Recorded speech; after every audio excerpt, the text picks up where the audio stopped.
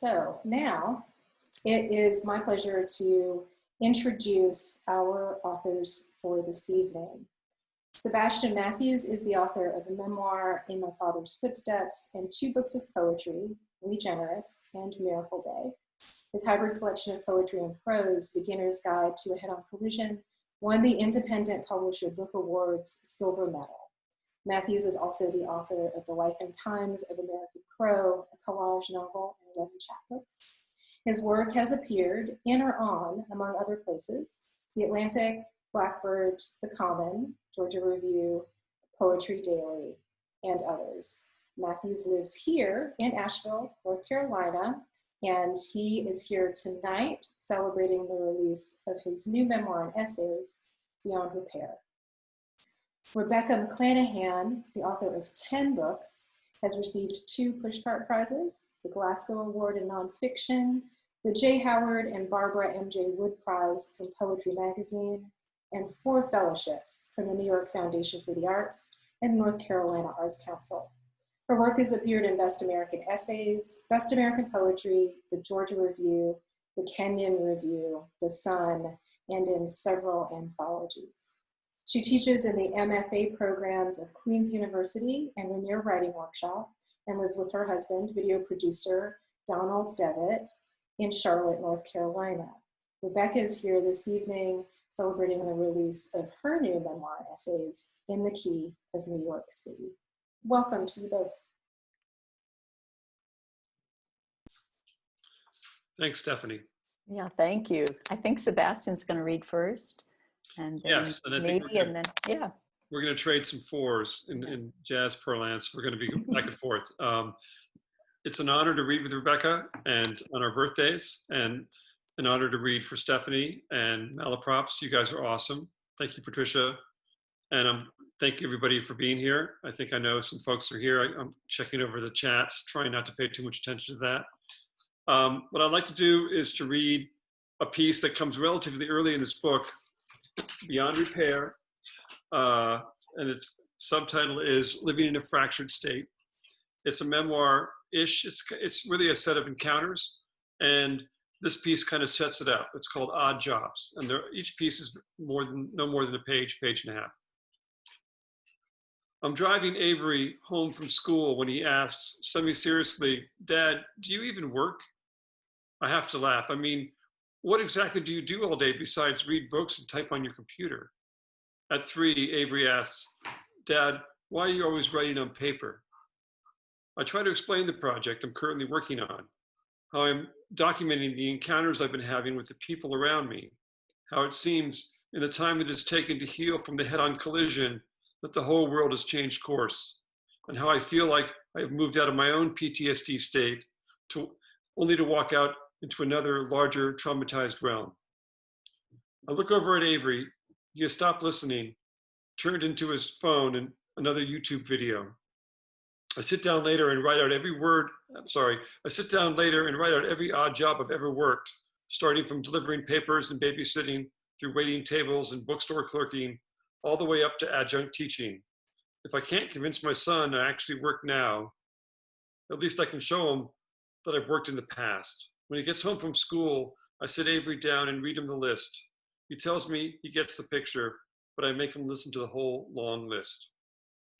Somewhere along the line, I bought the idea that a writer must become, in the words of novelist Henry James, one of those whom nothing is lost. That I must become a multi-directional microphone, something that picks up all the surround sounds, a camera capturing the unfolding events, a beat reporter taking notes on the day-to-day in his flip pad. My goal, to see and understand and live inside my life with as much attention as possible. In order to be a real writer, I've convinced myself I must be open to people, all kinds of people, and must move out of my comfort zone. But of course, this approach comes with the potential for some serious blind spots. So many paradigms to recognize and biases to remove, so much energy expended to rise out of the complacency, so many risks. And there are days like today when the efforts of parenting a child seems difficult enough that such an approach seems nearly impossible. This book takes place from 2014 until about 2019, and our family had been in a big car wreck, and we were recovering. And after a couple of years, it felt like I had come back into a world that I didn't recognize. And it seemed that, as I just described here in this piece, Odd Jobs, that in a way that the whole world had been kind of struggling, at least in our world around us, with a kind of cultural PTSD. And I felt like the challenge for me was to try to reconnect. And one of the first encounters I had as I began to move out into the world is with a woman in an elevator, and this piece is called Her Hair. A disheveled woman somewhere in her early 60s is standing inside the elevator. She seems confused, or at least in the middle of a perplexing thought. After a brief hesitation, she steps out and gives you a polite smile. You step in, pushing the button from the main floor. Just as the door is sliding closed, the woman turns back and asks, "Are you going up?" Something about her voice, her odd question, the familiar smile makes you stop the closing doors. "Lost?" you ask, noticing confusion lodged in her eyes. "Where are you hoping to go?" "My hair," the woman says. She holds up her hand to her head. "My hair." The woman walks distractedly towards the door that will take her out onto a busy street. You step out of the elevator and walk after her. "Were you with anyone?" This stops her. "My husband dropped me off," she says, as if just remembering. Then, as if another thought has come to her, "I have Alzheimer's." This explains things. "Where are you going?" Her hand goes back to her hair. "I don't know." You feel you need to do something to help. "Come to the next floor," you say. "Maybe your husband is there." You know that the second floor opens out to a quiet commercial street, the most likely place for her husband to be. "Come with me," you repeat. "Okay." Woman follows you into the elevator, happy to have a place to go. You push the button for the second floor, and she smiles. "Ah, 2. When the door slides open, you step out and slowly make your way down the hall. There are shops on either side of you. You could be out with your mother. The woman looks into the windows as if on the lookout for a handbag. She stops and points at the window of a hair salon. Her face lights up. This, of course, her hair. The woman opens the door and peers in. Her stylist waves her over. Stepping inside, she looks like a child setting out on an adventure. As the door closes behind her, she stares directly at you, a look of recognition animating her face.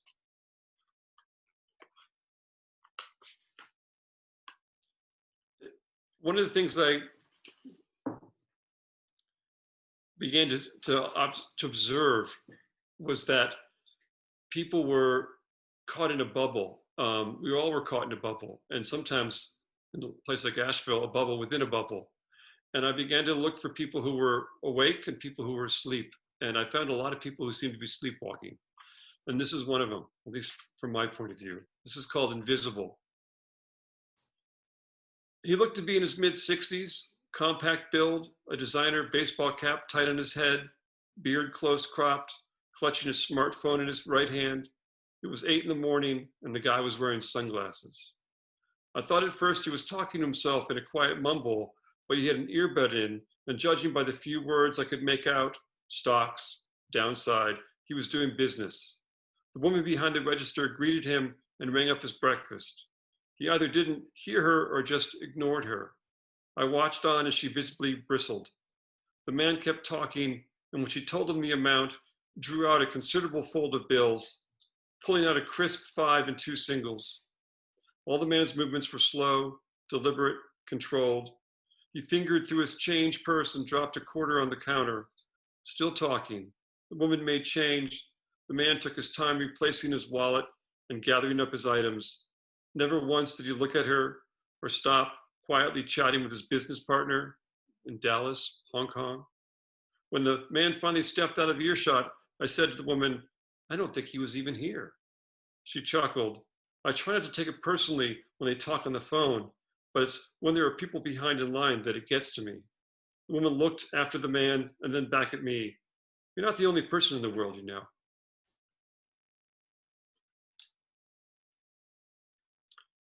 It took a while for me to get moving out of our sphere of just Asheville and the surrounding Buncombe County.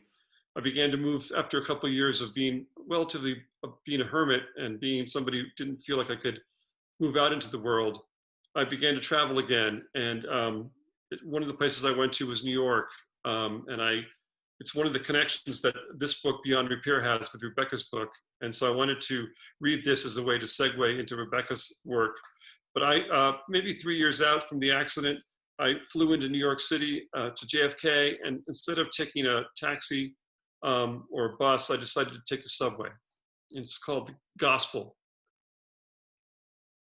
Just landed at JFK, about to head into Manhattan for the first time in a while. Instead of flagging a cab or jumping into a van, I followed the signs of the air train, 3 stops to the A line, joining a huddle of men and women on the cold and gray platform, wind shuttling in. What about the cold embrace speaks to my bones? What about this congress of strangers? The whole ride, letting the wider world in, not looking up, just listening to the bodies around me settle into the silence. Only glances allowed, brief encounters with faces. Train cars slowly filling, dipping down into the long, dark tunnel. A young man and introduces himself. I'm not here to bang you or bore you, he sings songs. I'm here to sing to you, brothers and sisters. Of course, no one looks up, nothing spectacular in this scenario, though the man beside me leans down and opens his stance a notch. He turns his face to hear our singer, nodding as he climbs the verbal steps up onto his soapbox. I don't do R&B, I don't do rap.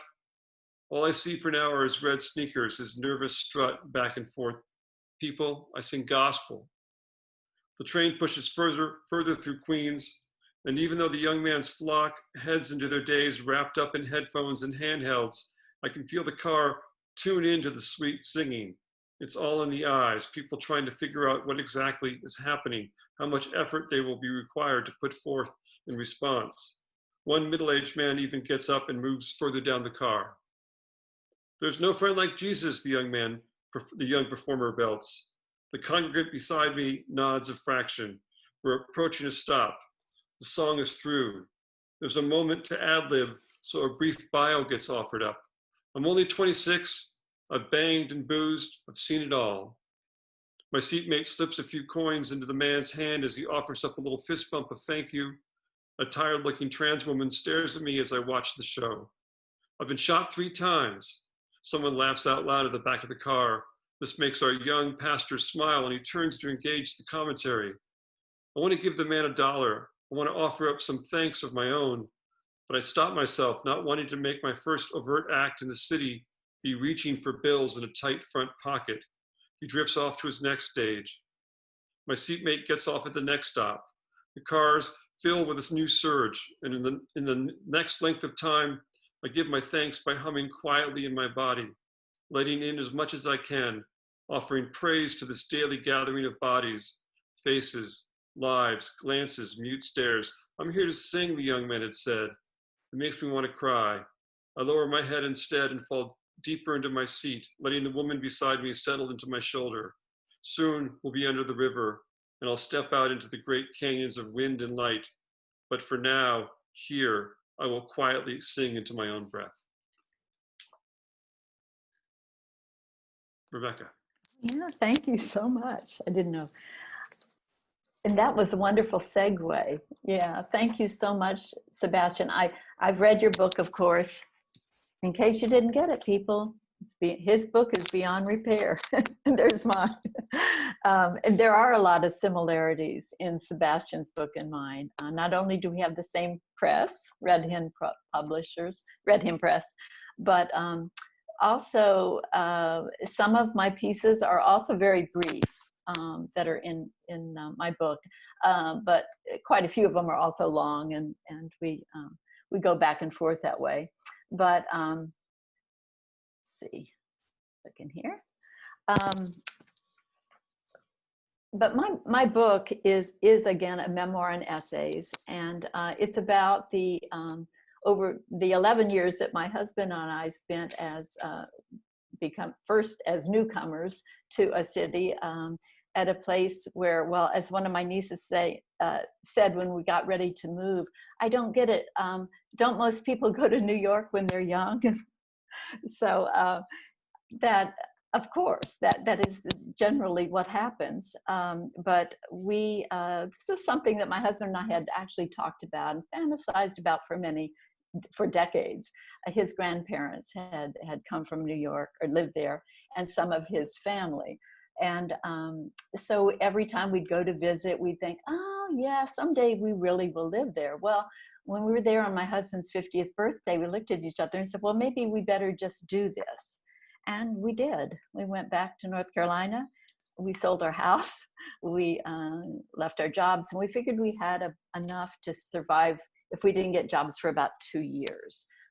So we stayed 11, things worked out. But the book is about various things. There are, of course, light parts and very dark parts as well in it. But I'm going to just read just the very opening, and it is called In the Key of New York City.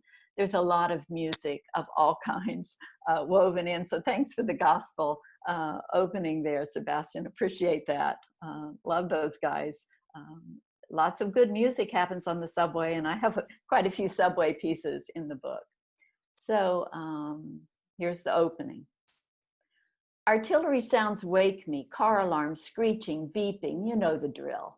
And a jackhammer breaking open the sidewalk outside our window. No, not our window. The window of the apartment we've been subletting this past year, and the lease is almost up. Another year? My husband is leaving it up to me. Donald could live anywhere. He's that kind of guy. Easy, adaptable, like the ducks in the park. Things just roll right off his back. When we first moved to New York, we couldn't believe how cheap the flowers were. What a city, we said. We can buy flowers every week, fill the apartment with them, the bathtub, what a city. Then we went to the grocery store, and I started to cry. How can we possibly, oh my God, we'll have to give up, I shrieked. What will we eat? We'll just have to eat flowers, Donald said. Last week, I would have signed a 100-year lease. I was just coming off one of my New York highs, the kind that hits you when you least expect it. And suddenly it's like first love again, first lust. And you wonder how you could possibly live anywhere else. Then a steam pipe bursts. The couple in the apartment above you straps their steel-heeled boots back on. You step in a puddle of urine on the subway platform, and some guy with 3 rings in his nose calls you bitch and spits on you because who knows? You look like his 2nd grade teacher or some president's wife or his mother. And you think, live another year in this jackhammering, siren screaming, piss puddling city, in someone else's apartment, in someone else's bed, with someone else's plates, forks, spoons? Maybe it's the wrong day to decide. Maybe I need some air. Maybe I need a sign. So I go where I always go when I need a sign, to Central Park. And oh, look, a day so beautiful, you'd gladly pay if the universe were charging. The leaves on the ginkgos are falling, gold coins upon gold coins. And there in the pond are my ducks. How I admire them. Look, one is passing up breadcrumbs to catch a blossom. He's eating flowers. Along the promenade are the inline skaters in their t-shirts. Kickamus, Maximus, Assimus. Are you talking to me? Fun-loving criminal. One guy is skating backwards, a small, compact man, so graceful, he doesn't need skates. His hip joints are on ball bearings, rolling in one smooth movement. But I know it's harder than it looks. Isn't everything? If you peek beneath the surface of the water, you can see the duck's little tiny paddle wheel feet working, churning. It breaks your heart. Little New York ducks have to keep moving all the time. Then it leads into an encounter, as Sebastian said. There's a lot of encounters in my piece. This moves into an encounter with a guy named Ray, who was actually a very fine artist. And his shopping cart, well, he lived out of his shopping cart in Central Park, but he had bunches of signs that were posted up out of there, including I'm at the peak of my life, which was one of my favorites. But I don't have time to read the whole encounter with Ray, but he was an artist. And the gospel thing reminded me, at one point when we started to talk, we were talking about music, and And I said, well, I used to be in a gospel choir, but I was only a lowly backup singer. And he looked at me and he said, never call yourself lowly. And I thought, well, okay, guys, you never know where you're going to get wisdom, right? There's another very, very brief piece in the middle of the book. And it's between two long braided essays about 9/11. And well, you have to read it, but the first one ends right when the sirens begin, and the other picks up a few days later with the after effects. But this one is in the middle, and it's very brief. And what I intended was for this to be the breathing moment, the space where all readers would supply their own response. And this was one of the other many encounters I had on the street. It's called 8th Avenue Moment. A young man stumbles toward me, something dark and feathered bundled in his arms. He looks up, red eyes, distillery breath. You know anything about pigeons? No, I say. I love animals, he says, the ones on the farm when I was young. He holds the pigeon out to me. What's wrong with him? Looks like he's dying, I say. Why? Things die. I'm sorry. I love animals, he says. I'm sorry. I love you too, he says. Finding community in New York was one of the most difficult things for me. We did have some friends there already. I had a bit of a literary community, but really I wanted to connect with the people around me. And being a subletter, you know, in all rented places and feeling like we were brand new, I thought I was pretty good at that growing up. I was a military brat. I'd moved so many times. I thought I would be better at this. But finding community in an apartment house in New York is a little bit different, and I understand it now, but at the beginning I didn't. So there's an essay called Music in the Walls about listening, and trying to create who are these people around me, because I knew that it was a sacred space, you know, your tour, and that's what kept you from the chaos outside. So anyway, but we did have an opera singer next door. And I was trained in music, and I just listened every day. It was so beautiful. And I finally just had to tell him, and rushed out when I heard him out and told him, and it was a big mistake. You're not supposed to tell people you can hear them through the walls, apparently. So that was, that encounter's in the book. It's actually an important part of the 9/11 piece. But anyway, so I'm going to just read to show you a bit about how desperate I became to connect with these imaginary neighbors.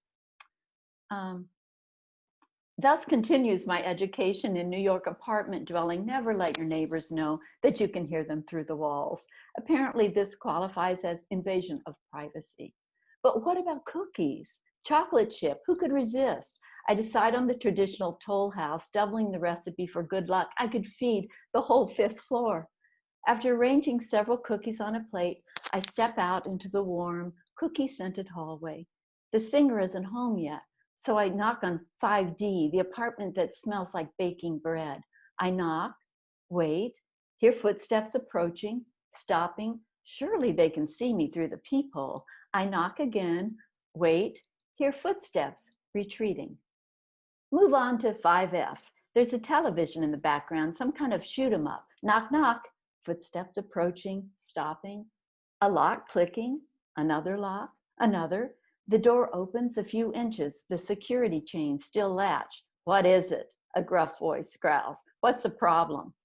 No problem, just cookies. My voice is a squeak. From your neighbor in 5A. Thanks, but no thanks. Door closes. The cookies are cooling by the minute. I think of the painter in 4A, but I don't want to disturb him if he's working. And the couple in 6A above us, I haven't heard their toilet flushing for days now. They must be traveling. Oh, if only it were meter reading day. I know the Con Ed guy would take a handful. I stand in the hallway a long time, looking down at the cookies on the white plate, one of the plates the landlords left for us. Jesus, I don't even have my own plates. They're in North Carolina too, along with my family, our friends, our house. Oh no, not our house. It belongs to someone else now. Our cat too. How could we have given up our cat? The cookies are cooling. My tears are coming hard. This is it. This is my life. And I am so lonely. So Sebastian, we were kind of lonely for different reasons there for a while, right? Yeah, definitely. That's such a poignant piece.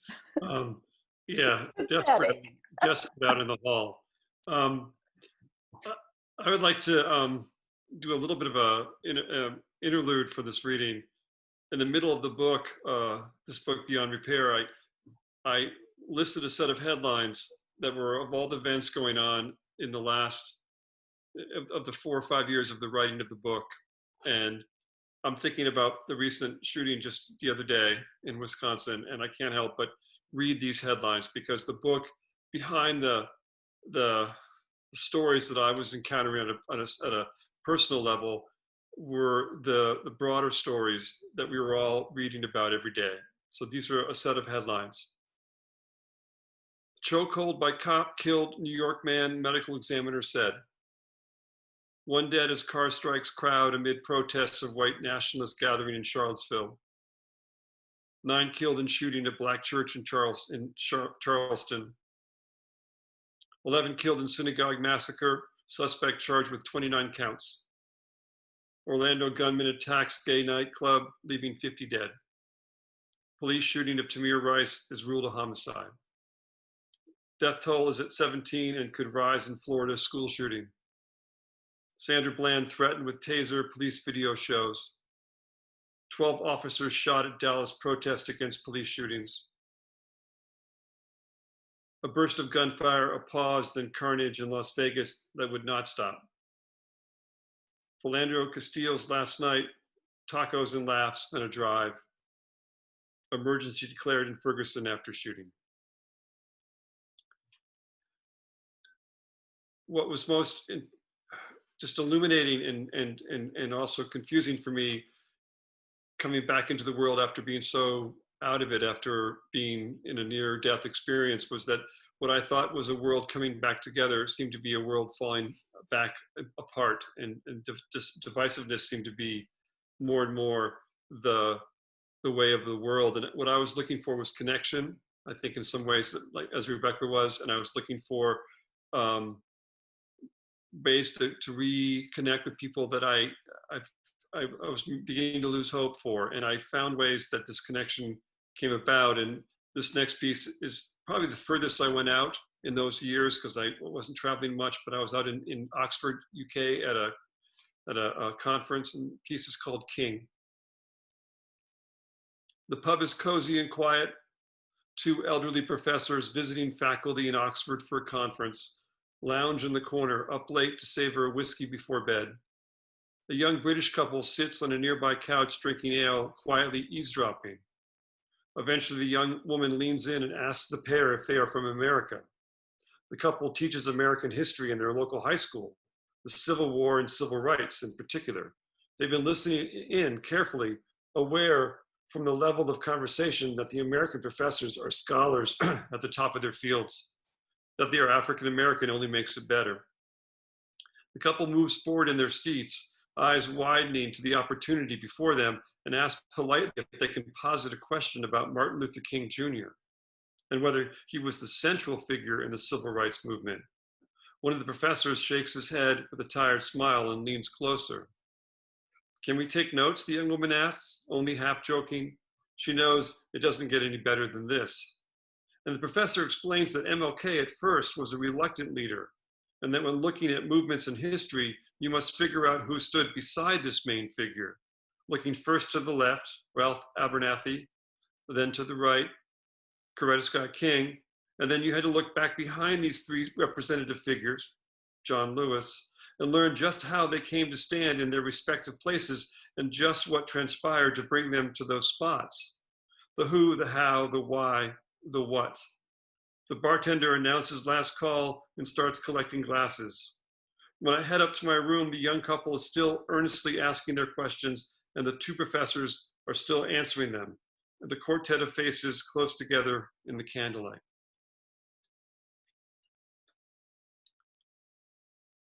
One of the themes of this book is trying to parent a teenage son through this time, and also to try to do it when, in a sense, often triggered and often struggling oneself. And we have a son who was able to work with us in our deficiencies and point them out as we went along. This is a piece called White Dad Shoes. The hip Italian sneakers purchased recently in Montreal have become, in the minds of 14-year-old Avery and his best friend, white dad shoes. Avery's latest roasting insult, "You're such a white dad." It's not enough that friends keep complimenting me on my cool shoes. I've been nailed. I try to tease back by calling the boys white dad. Phoenix, I can't be white dad, I'm black. Me, but you're acting like a white dad. They shake their heads and walk up. I lather on sunscreen before going tubing, and it gets stuck in my beard. Avery, you look like a demon with your red eyes and all that sunscreen on your face. I moan at him like a ghoul and chase him into the water. Later, he comes out of his room with a complete mask of sunscreen. The boys explode in laughter at his parade of white face. On the way to the movies, I bring it up again. I am one of the least white dads you know. The boys look at each other with deadpan stares, then return to their games. That's just what a white dad would say. So I pump up the volume on Stevie Wonder's Boogie On Reggae Woman. One of the things that I've been doing, I think I was doing in this book, is trying to do a version of what I think Claudia Rankine did in Citizen so well, is to watch things happen at the micro level, and the microaggressions in the beginning of that book that she describes are so intense. And I thought, is there a way as a white guy in my middle age to try to do a version of that, to participate by witnessing? And there's a hashtag called Watch Whiteness Happen, I think. And I think that some of what this book's about is trying to be a white person looking at themselves in white culture in a way, as a witness. And this is called Stuck in Stowe. And this is Stowe, Vermont. Step out of the rental car in this leisure class ski town, and you get engulfed in a whiteout of J. Crew waspiness, pushed along the winter sidewalk from boutique to boutique, pausing only to ruffle the head of another catalog Labrador. The putt-putt place just up the road describes itself as a golf in miniature. The cafe across the street informs on a nicely penned sign just exactly where they got their milk, also just up the road, and from which cows. And the condominium park course has signs tacked up on top of the exercise instructions urging one to always be humble and set goals. The women are all as thin as ski poles. The men walk around like hologram ads for snowboards.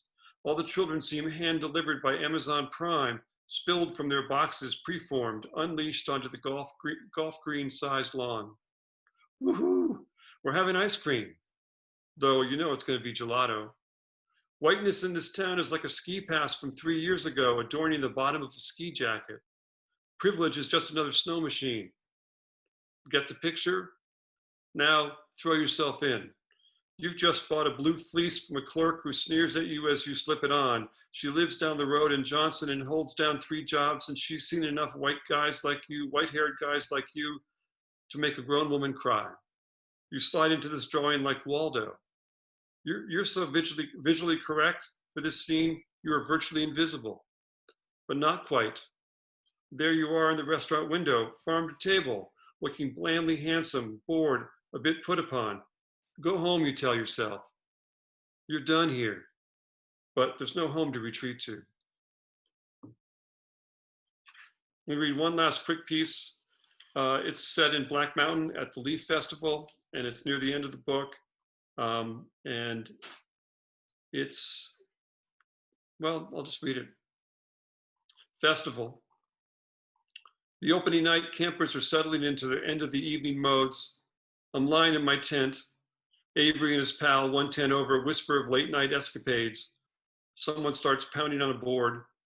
A man chants loudly in what I presume to be Cherokee. He knocks on the board and chants, quiet. I can hear a guitar faintly playing a folk tune, laughter further up the field. I'm on my back, looking through the mesh at the top of my tent. Now someone's starting to tell a story slowly, earnestly. I can barely make out the words, but imagine listeners circled around a fire. A couple plows close by our tents, drunk. One says to the other, camping is cheating, but a cabin is extra cheating. A tent neighbor coughs the first of a night's worth of coughs, then the knocking board, then a chant again, each word or phrase enunciated with precision. To me, a mix of pride and sadness, then back to the story.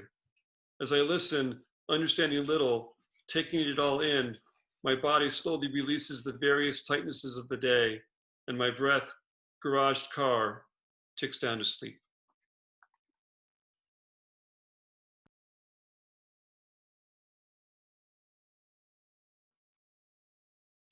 Okay, I unmuted. Thank you very much. Boy, those teenagers can really put you in your place, huh? Invisible white dad. Oh, thank you.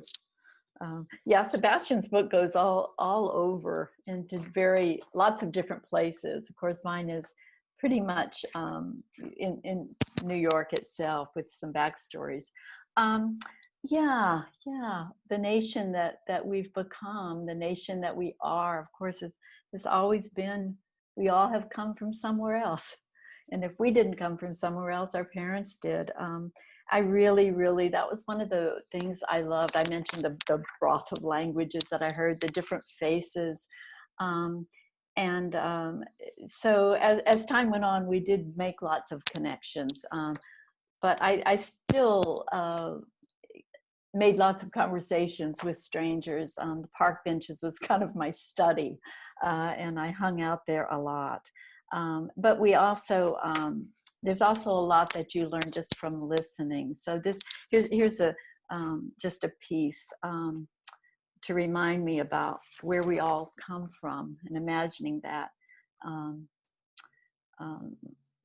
This is a part where I'm talking about how I miss light. That's the thing I missed most from the way our apartment was. We only got like about an hour a day of light. So when the first signs of light appear, I get up from my desk and move to the green rug where our new cat is stretched out. I lie beside her on my back, kick off my shoes, let the brightness pour over my face, my feet. Some days I think of my family and friends in North Carolina, the house we sold so that we could afford a furnished sublet here, the 100-year-old oaks that shaded our yard, the lost garden and its changing light.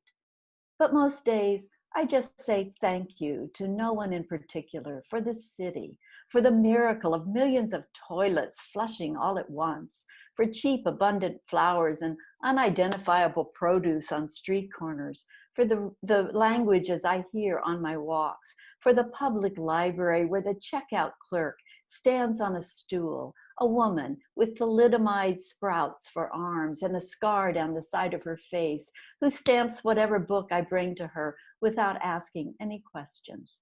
New York is a great place to be noticed or not to be noticed, to find yourself or to lose yourself, depending on what you need. Now a horn is blaring down on the street and other horns are joining in. What is it this time? I go to the window to investigate. A fancy sedan is stopped in the middle of the street, sideways, blocking the yellow cab behind it. A tall, well-dressed woman gets out of the sedan and marches over to the cab. She's fuming, screaming at the cab driver that she's just trying to park her car, but he won't give her an inch, and how is she supposed to back into the space with him right there behind her, blasting his horn? The cab driver, who looks Middle Eastern, jumps out of the cab and stands nose to nose with the woman, shouting something I can't make out. I'm thinking it will come to physical blows. Then she screams, "Go back where you came from." And someone on the sidewalk below my window applauds. Go back where you came from? What would that mean for New York? I imagine the streets emptying like they do when you show a film in reverse, time sucking us backward, the sky filling with bodies, all of us hurtling back to where we came from.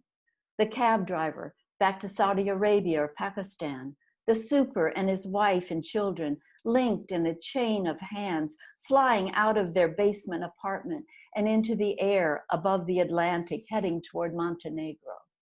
The ashes of Donald's grandparents reconstructing into bones, skin, cells, then swirling back to Chicago, Canada, Switzerland, and finally into a small village outside St. Petersburg. All of us disappearing, even me, sucked through the streets of New York and down to North Carolina, then South Carolina, to Maryland, California, then back into Virginia, Texas, Illinois, landing finally in Indiana, in the nursery of a small hospital in Tippecanoe County, my thumb in my mouth, and still the film keeps running backwards, 100 years, another 100 years, another. Where are they now? The streets of New York, the towns of the past, the land where things disappear. No more.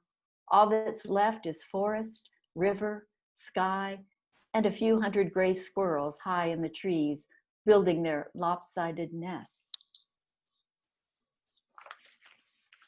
And I'll end with a section near the very end, going back to the park again, and to some music, the park, and the people. By the way, the squirrels feature quite often. They go in and out of, and they're very, very related to the 9/11 essay. I wish, we don't have time for that, but I will end with this section about the park. Across the park in this city that never sleeps, everyone, it seems, does. Sometimes in late morning, I walk to my favorite bench in Sheep Meadow and I wait for the sleepers to wake. Now, scanning the lawn before me, I see the muscled torso of a man curling around a ginkgo trunk as if he were growing out of it. 2 orange crutches and a guitar are carefully placed beside him, and beside the guitar, 2 artificial legs tapering to stumps below the knee joints. The way we take off our shoes to sleep, he has taken off his legs. Watching the sleeping man, I keep thinking of the man on the subway, the tall, beautiful, copper-colored man I once stumbled awkwardly into when the train took its squealing, violent turn right before South Ferry. "So sorry," I said, "forgive me." The man nodded, but never looked down. He remained upright, strongly positioned, his face like a carving on some ancient coin.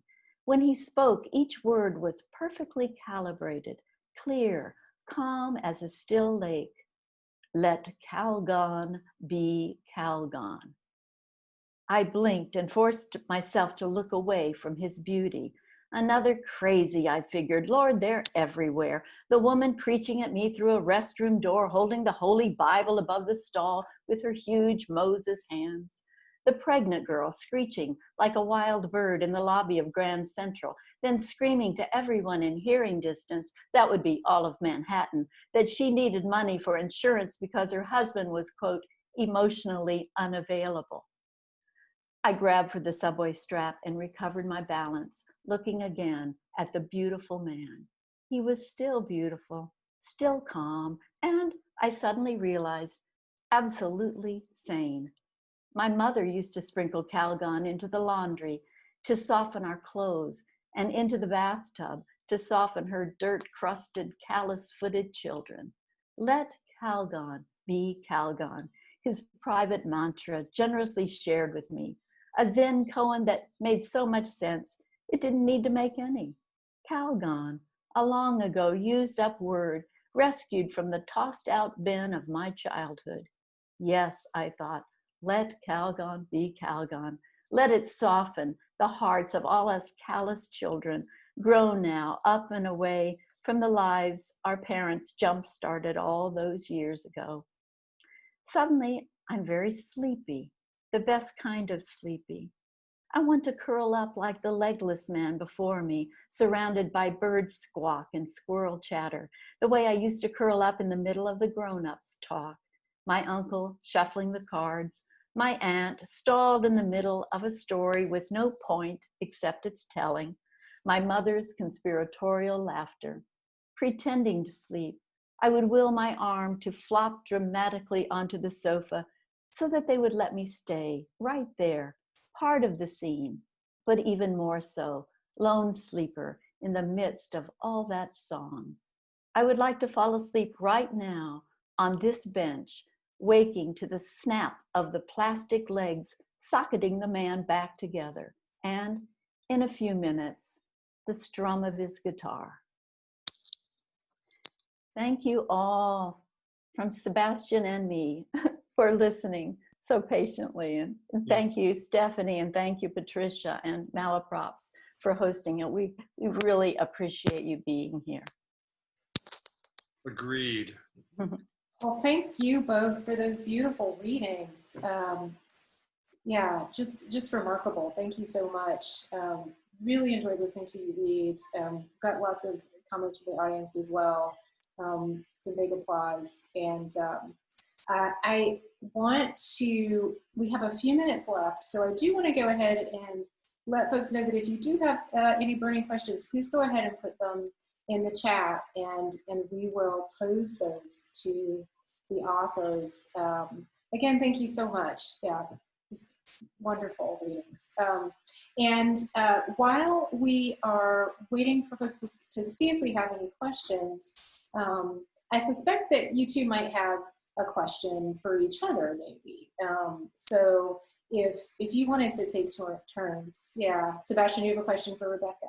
I do.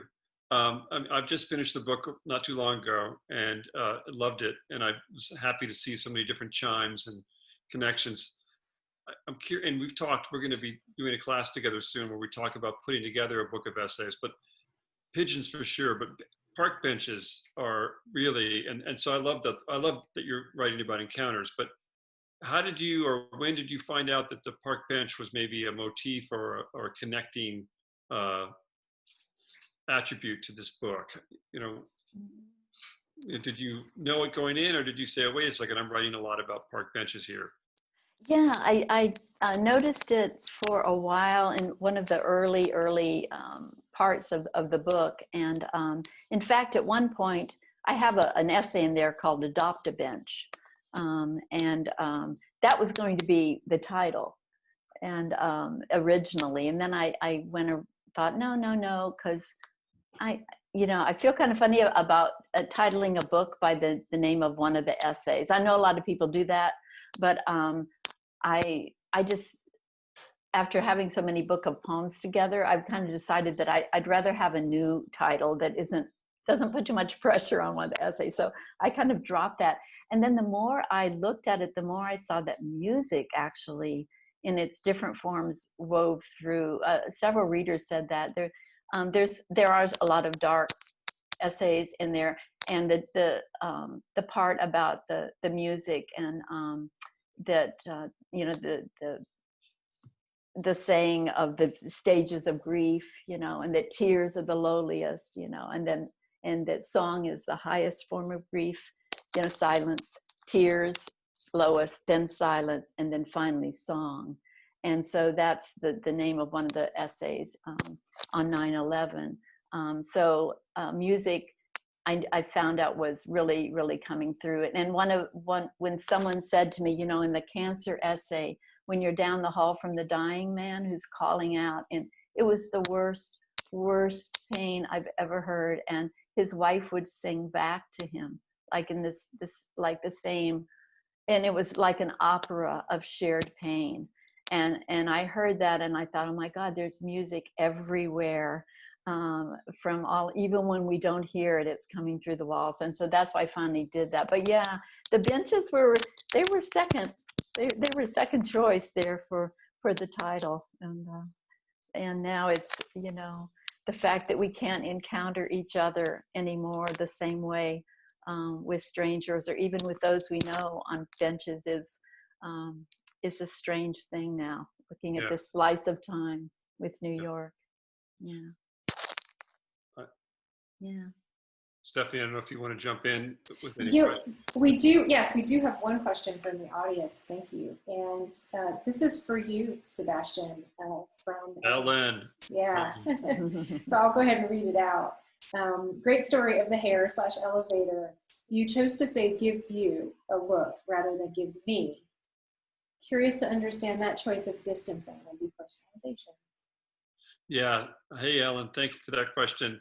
You know, I go back and forth from past and present tense, first and second person a lot when I'm writing. And I had a certain point in writing this book, I had to think carefully about how many times or when I used first person and when I used the second person. And I found that and I don't always see it as a depersonalization. I feel like the second person is a strange tool. Sometimes it's distancing, and sometimes it allows the reader to step in a little bit and get more connected. Not always, but I think it can. So I thought that for the pieces where I wanted other people to try to be in my shoes, I chose second person, so that if, like, what would you do as a reader? What would you do if you suddenly saw this person? You know, I was so wrapped up in myself. This was early after the accident. I could barely pay attention to anybody else. Like, pay attention to how I couldn't walk. So that I could wake up enough to notice that she was in trouble. I kind of was like, wow, I think I'm coming to a new place here. But really, that second person of, what would you do in this moment was kind of the choice I made for some. So I selected pieces where I wanted the reader to get a little bit involved. And so that's how I chose the you. But they're definitely kind of, interchangeable in some ways for me. And yes, it can be distancing, and other times it can bring you in closer. And, Thank you, Sebastian. We just have a couple minutes left, and I want to go ahead and ask a question that we have started to ask all of our authors when we do these virtual events, if you don't feel too put on the spot, which is to tell us either what you're reading currently or to recommend a book for the audience. And Rebecca, would you like to go first? Oh my gosh. Well, Sebastian and I, for our class, we just each compiled a list and I think I had about 20 on mine, and I know Sebastian does as well. So many, and I can certainly post it on my website if people look. But this year, if I just talk about like memoirs or essays, because of course I also read a lot of poetry and fiction. I just finished Sejal Shah's wonderful This Is One Way to Dance essays, and American Harvest, Marie Matsuko Mockett. I think I just butchered her middle name. I'm sorry, Marie, if you're there, which is just really wonderful. Julie Marie Wade's Just an Ordinary Woman Dreaming, and which Leah Purpura's, all of her books. Leah is pretty amazing, and gosh, there's so many just stacked up right now, new ones. But those are some of the newest ones that I just ordered. And Sue Silverman's new book too, How to Survive Death and Other Inconveniences. What a great title, huh? And so I'm sure I'll think of others. I don't know, Sebastian, you want to jump in? And sure. Yeah, I ordered like 10 books in the last 2 months. So, but I'm not in my study, so I can't pull them up right now. Purchased recently, Drive Up Convenience from Malaprops. Begin Again by Eddie S. Glaude Jr., James Baldwin's America and Its Urgent Lessons for Our Own. Kind of an amazing, truly amazing book that's history, memoir, cultural criticism, but it brings James Baldwin right to the forefront of what we're doing right now, and it shows him his importance to us as an intellectual and as a writer. Cast by Isabel Wilkerson, and then also Major Jackson's new book, and I'm blanking out. Why am I blanking out? Hold on. Yep. Yeah, it's been a long day, but his new book of poems is beautiful. So. Thank you both for those recommendations. There's some there that I need to add to my list, and others like Eddie Cloud's book that I've actually read myself and also highly recommend. Which one? The Cloud. Yes. Yeah, and also just that people. I don't like to shit on people, but I always recommend that you just read Baldwin regularly. Just pick up some James Baldwin and read it. I teach him all the time, have been for 25 years. Yeah. Fabulous. And I have to, I'm just going to call attention to the fact that I might. Hold on. Go ahead. The Absurd Man. Thank you, Patricia. Yes. Yeah. Patricia is so great on the chat, clearing everything up. And then other folks as well have been posting so that we've got everyone's names and links to books. So thank you, Patricia. I accidentally left my office door ajar and I have a cat in my lap right now. So forgive me if it's just, things are a little different. I usually do these events cat-free, and I apologize for the minor, for the minor distraction. This one's particularly weedy. It's been so delightful to see both of you this evening, to celebrate these books with you, to celebrate these your birthdays with you after fashion. And so I just want to first give a big thanks to everyone in the audience. And yeah, we really appreciate you joining us this evening. We know that y'all have other things to do, so we really appreciate it. Thank you so much for your kind words and your well wishes in the chat, and for all the support that we know we're getting from at Malaprops as we proceed through this very strange time and very different ways of doing things. And to Rebecca and Sebastian, thank you both so much. This has just been wonderful, and we so appreciate it. I'll leave the last words to you if you would like before we say goodnight. Stephanie, you and Malaprops rock. Yes. Thank you. Yay for independent bookstores. May you thrive and thrive and thrive. Thanks so much for your work. And for all the readers out there, Thanks, Rebecca. Yeah. Okay, Sebastian, I'll see you in a few weeks. I'll get that syllabus to you soon, I promise. You better. Hut, hut. Okay. All right. Thank you, everyone. Thanks, Patricia. Thanks, everybody. Thank you. Yes, and thanks again to Patricia, and thank you all. Have a wonderful evening, and we hope to see you again soon at another event. Thanks so much.